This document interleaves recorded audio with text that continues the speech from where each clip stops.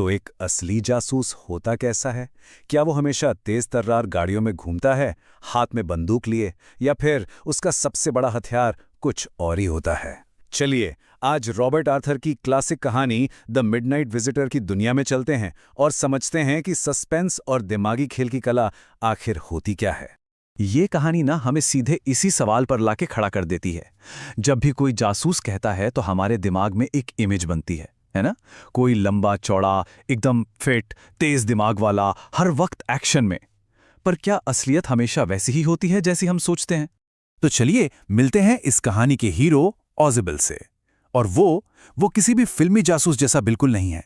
जहां एक क्लासिक जासूस देखने में ही खतरनाक और फुर्तीला लगता है, वहीं ऑजिबल है एक मोटा, थोड़ा लापरवाह और सच कहें तो पहली नजर में काफी बोरिंग सा इंसान।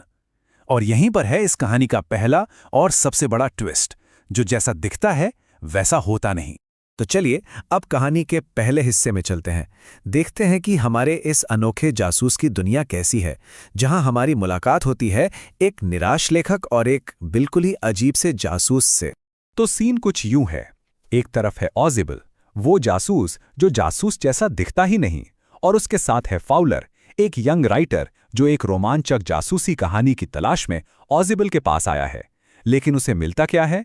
एक सीलन भरा उदास सा होटल का कमरा और बस निराशा। बेचारे फाउलर के लिए तो ये किसी भी एंगल से एक एडवेंचर की शुरुआत नहीं थी। और मजे की बात देखिए, ऑजिबल को ये सब पता है। वो फाउलर का चेहरा पढ़ लेता है और मजाक में कह भी देता है कि भाई यहाँ फिल्मों जैसा कुछ नहीं मिलने वाला, ना गोलियों की आवाज, ना शराब में मिली ड्रग्स। ये एक शानदार पल है जहां कहानी खुद ही अपनी जासूसी वाली इमेज का मजाक उड़ा रही है। और ठीक ठीक उसी पल जब फॉलर मान चुका था कि ये शाम तो गई बेकार, कहानी में आता है एक जबरदस्त ट्विस्ट, एक ऐसा मोड़ जो सब कुछ बदल कर रख देता है। जैसे ही ऑजिबल कमरे की लाइट जलाता है, फाउलर की तो जैसे सांस ही रुक जाती है। कमरे के बीचों बीच हाथ में एक ऑटोमेटिक पिस्टल लिए एक आदमी खड़ा है। जिस रोमांच का वो इंतजार कर रहा था वो आप ठीक सामने था, और ये उम्मीद से कहीं ज्यादा खतरनाक था। तो ये है मैक्स, वो भी एक सीक्रेट एजेंट है और देखने में ऑजिबल से कहीं कहीं ज्यादा जासूस लगता है। वो यहां एक बहुत जरूरी रिपोर्ट लेने आया है जिसमें नई मिसाइलों की जानकारी है। तो अब टकराव तो होना ही है। एक तरफ मैक्स की पिस्तौल और दूसरी तरफ ऑजिबल का। खैर, ऑजिबल के पास क्या है ये तो अभी पता चले। और बस यहीं से ऑजिबल अपना असली हथियार इस्तेमाल करना शुरू करता है। एक ऐसा हथियार जो किसी भी पिस्तौल से ज्यादा खतरनाक है, उसका दिमाग। अब लड़ाई बंदूक की नहीं बल्कि कहानी गढ़ने की होने वाली है। जरा सोचिए, सामने बंदूक लिए दुश्मन खड़ा है और ऑजिबल क्या कर रहा है? घबराने की जगह वो तो शिकायत करने लगता है, जैसे वो मैक्स से नहीं होटल के मैनेजर से बात कर रहा हो। और बस इसी शिकायत के बहाने वो अपने झूठ का पहला बीज बो देता है, एक बालकनी का झूठ। देखिए, एक परफेक्ट झूठ कैसे बुना जाता है। ऑजिबल सिर्फ ये नहीं कहता ओ एक बालकनी है, नहीं, वो पूरी कहानी बनाता है। उसमें छोटी छोटी डिटेल्स डालता है कि ये बालकनी उसके कमरे की नहीं बगल वाले की है, कि मैनेजमेंट कितना लापरवाह है, कि पिछले महीने भी ऐसा हो चुका है। और ये छोटी छोटी बातें मिलकर झूठ को इतना इतना असली बना देती हैं कि मैक्स को शक होता ही नहीं। और ठीक जब लगता है कि इससे ज्यादा तनाव और क्या बढ़ेगा, तभी कुछ और होता है, कुछ ऐसा जो टेंशन को बिल्कुल पीक पर ले जाता है। दरवाजे पर जोर से एक दस्तक। एक पल के लिए कमरे में सन्नाटा छा जाता है। ये कौन हो सकता है? इस दस्तक ने मैक्स को और भी बेचैन कर दिया है। इसे कहते हैं प्रेजेंस ऑफ माइंड। ऑजिबल एक सेकंड भी बर्बाद नहीं करता। वो इस अनचाही दस्तक को ही अपना हथियार बना लेता है। वो मैक्स को बताता है कि दरवाजे पर पुलिस है, जिससे उसने खुद एक्स्ट्रा सिक्योरिटी के लिए बुलाया था। अब सोचिए मैक्स की हालत, उस पर प्रेशर और बढ़ गया है।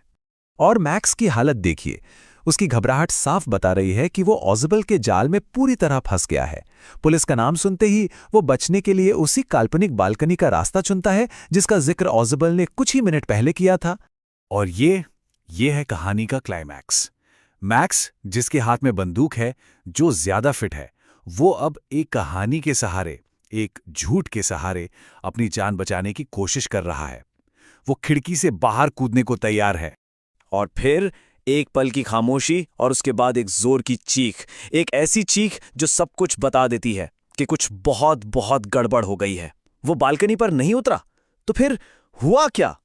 तो अब वक्त आ गया है पर्दा उठाने का। चलिए देखते हैं कि ऑडिबल की इस शानदार योजना का पूरा सच आखिर था क्या। दरवाजा खुलता है और फाउलर तो बस देखता ही रह जाता है। सामने पुलिस नहीं, सामने तो एक वेटर खड़ा है, हाथ में ड्रिंक्स की ट्रे लिए। मतलब किसी ने सोचा था ऐसा होगा? ऑजिबल बड़े आराम से बताता है कि कोई पुलिस थी ही नहीं, ये तो बस वेटर था जो उसका ऑर्डर लाया था। यानी धोखे की पहली परत उतर चुकी है। लेकिन फाउलर अभी भी कंफ्यूज्ड है। वो पूछता है, लेकिन वो आदमी जो बालकनी पर है? और यहीं कहानी का सबसे बड़ा राज खुलने वाला है। और फिर आती है वो लाइन जो इस कहानी को क्लासिक बना देती है। ऑजिबल कहता है, नहीं, वो वापस नहीं आएगा, क्योंकि बालकनी तो है ही नहीं। सोचिए, बालकनी कभी थी ही नहीं।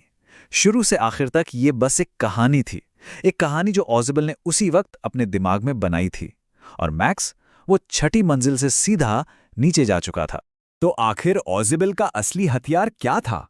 कोई बंदूक नहीं, कोई ताकत नहीं। उसका हथियार था प्रेजेंस ऑफ माइंड, यानी खतरे में भी शांत रहकर तुरंत सोचने और सिचुएशन को कंट्रोल करने की काबिलियत। बालकनी का झूठ, पुलिस का बहाना, सब इसी दिमाग की उपज थी। और आखिर में ये कहानी हमें एक बहुत बड़े सवाल के साथ छोड़ जाती है। ये हमें याद दिलाती है कि सबसे ताकतवर हथियार हमेशा वो नहीं होता जो दिखता है। कभी-कभी सही वक्त पर इस्तेमाल किया गया दिमाग किसी भी बंदूक से ज्यादा खतरनाक साबित हो सकता है।